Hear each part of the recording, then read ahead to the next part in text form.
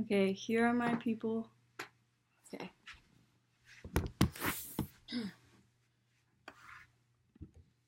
There were many English classes that were granted to take for our last semester of senior year, and I was mostly interested in psychological story and poetry. I requested for those two during the registration, and I was unlucky enough to be put into fantasy literature.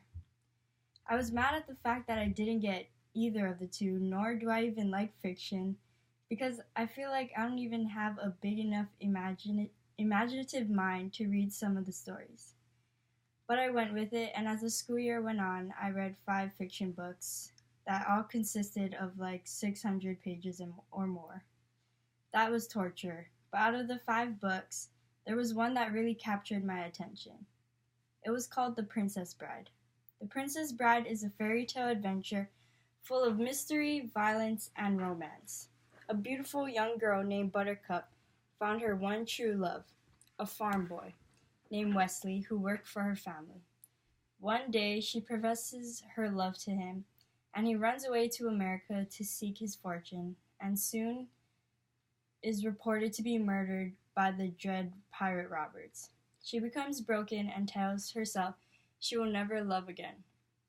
Years later, she becomes caught up in the mess and is kidnapped by these 3 criminals who are paid by the Prince of Florence, Prince Humperdinck, to have her hand in marriage. He is a horrible man, a crook, who kills animals on his free time. Throughout their travel, they are being followed by a man in black who looks like he is trying to save Buttercup. They don't know who he is until they encounter battle with him, and he shows his amazingly talented combat skills. This man in black defeats all 3 criminals and reveals himself to Buttercup. This man in black is Wesley, who is coming to save her and confesses that he has loved her since he first started working for her parents. His love-directed motivation encompasses many other ends, and he learns everything the world can teach him, with the sole hope that it might one day prove useful in reclaiming his beloved.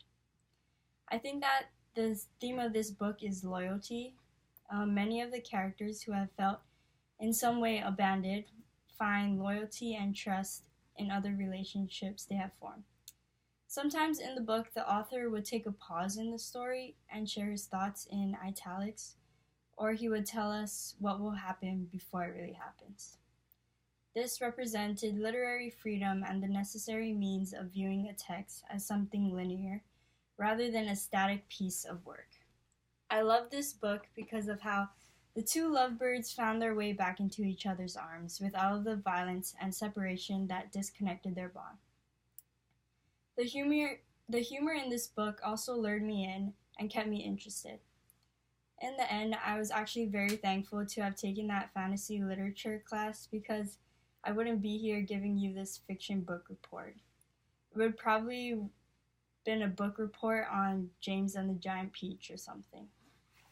I appreciate this class because I experienced a different glimpse of fiction and the emotion and creativity it brought to my dull mind.